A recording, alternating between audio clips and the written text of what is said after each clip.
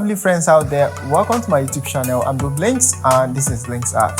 Today I'm going to show you must-have art material that should be inside your drawing set. In order for you to make professional and realistic artwork, these are must-have tools you should have inside your drawing set. Now I'll be starting from the most common ones to the rarest of art materials you can ever expect that you should be having inside your drawing set. So do well to watch the video to the end to assimilate every single information here. Now before I continue, I want you to click the subscribe button, ring all the bells so you don't miss any of our tutorials when we release them. It might likely cost you nothing, but it means a lot to me and the channel, so I really appreciate it if you do well to click that subscribe button, ring all the bells so you don't miss any of my tutorials when I release them. With all that said, let's start with the very first art material. The first one is kind of obvious and funny. It's not really an art material inside your drawing set. That I mean your hand. Now when I mention hand, I'm not kind of saying you should have a literal hand inside your drawing set.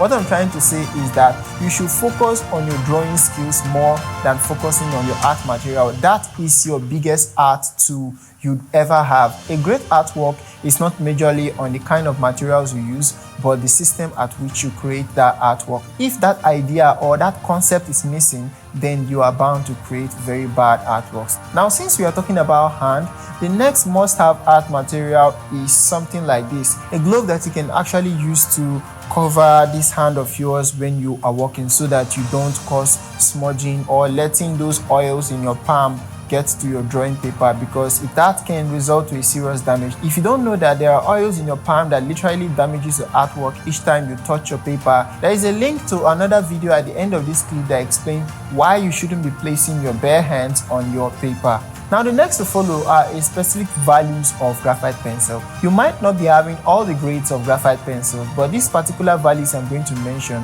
should never be missing inside your drawing set. So what are these values? Now depending on which company you patronize when it comes to your graphite pencil, the hardest value, which is your H value, the softest value, which is your B value, the next one is your HB pencil, and lastly, most important, you might not be having any graphite pencil at all, but your 4B graphite pencil should always be there. Now, a lot of professionals know that that is a master graphite pencil. With that pencil, you can do a whole lot of wonders even if you don't have other graphite pencils around.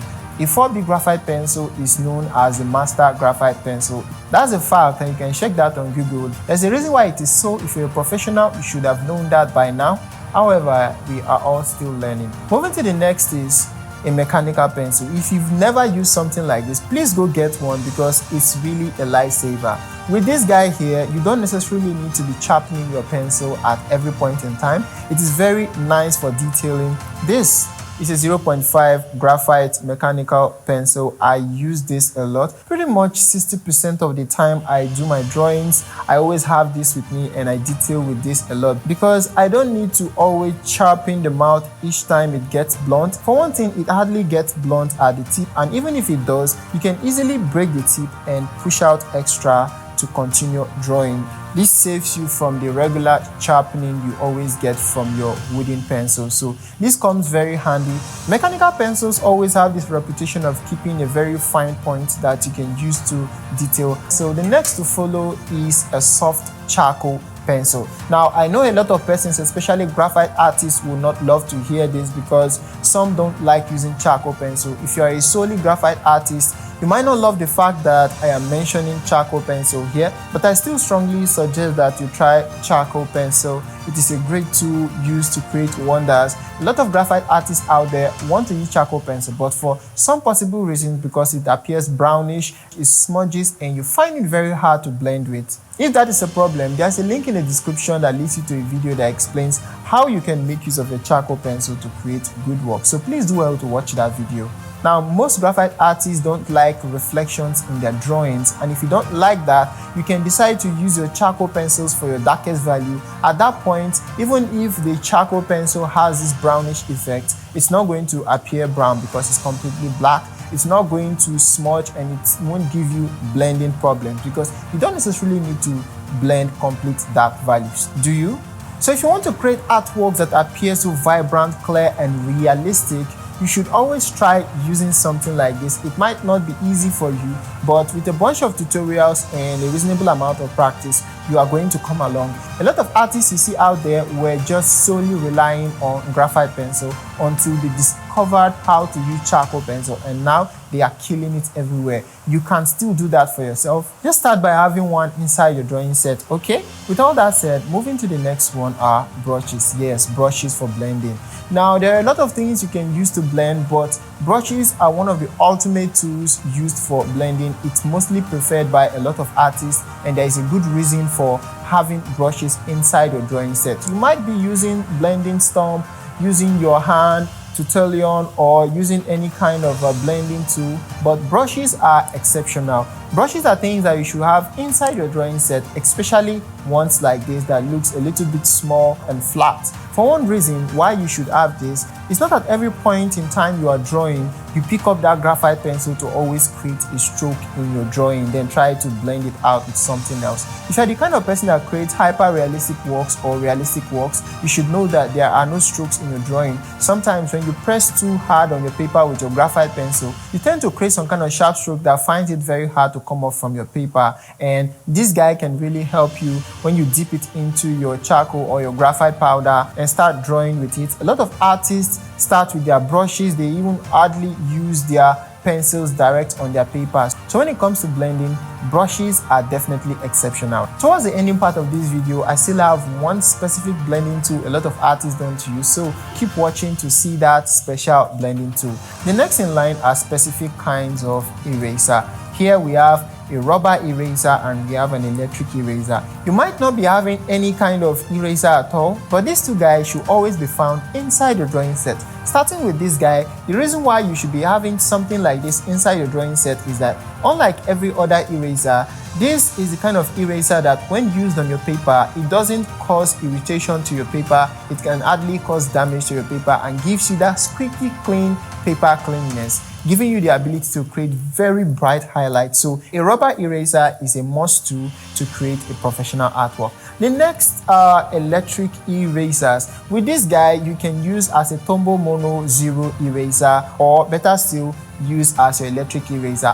When it comes to creating those tiny dot-like highlights, there is nothing compared to this guy here. Like as I mentioned, you can also use this as a Tombow Mono eraser. So any kind of electric eraser will do, but try to get an electric eraser that kind of have the big feel and the tiny feel here, because they work differently. Moving to another one is still an highlighting tool. This one is not a must, but this is something I strongly suggest you have in case of emergency situations, is a correction pen. These are commonly used to erase ballpoint pen, ink in particular. These guys can really be a lifesaver. There's sometimes while drawing, especially for charcoal artists, you might have pressed too hard on the paper, and no matter how you use your highlighting tool or whichever highlighting tool applied, it doesn't really give you that brightness you need. This guy can be a lifesaver. You can easily use this guy to brighten things up. You can as well get something like a gel pen over here, but I strongly recommend using this guy here over a gel pen. I don't know, just for personal reasons. Maybe when you test it out, you can get a preferred pick between these two guys, but I strongly go with this guy. Once more, it's not a must to, but it's something you should be having as an artist. So moving on to the tool before the last one is a beauty blender. This is a common tool used by makeup artists, especially for blending of faces and whatever they do with it. None of my business, but when it comes to drawing, this guy works magic.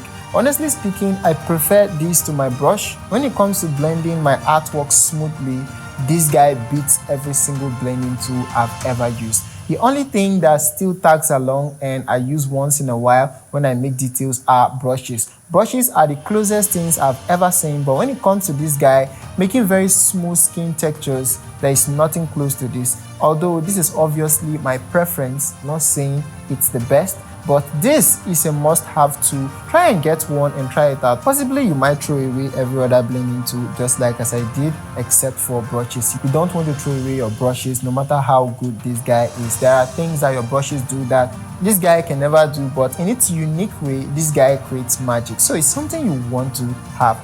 Moving to the last and the final one is something you possibly haven't even heard of or never even thought is used for drawing. This last one is not even a solid material. It's actually a liquid. Now, I mean paraffin or kerosene, literally gotten from your crude oil, just like your fuel, your gas, and diesel. So this thing inside this container is kerosene or paraffin. Especially for graphite artists who don't use charcoal, this guy can help you eradicate those reflections in your drawing and give you almost that charcoal black or dark value you need in your drawing. Now, if you've been using this, you know exactly what I'm talking about. And if you don't know how to use this, there's a link in the description or at the end of this video that takes you to a tutorial that explains how to make use of your liquid paraffin for your drawing to get those complete dark values and eradication of that reflection, giving you a very nice and aesthetic artwork.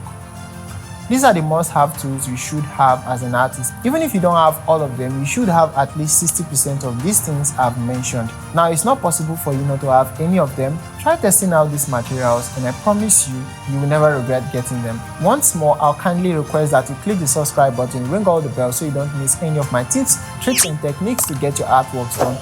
Make sure to watch the other videos. Until I see you next time, keep creating.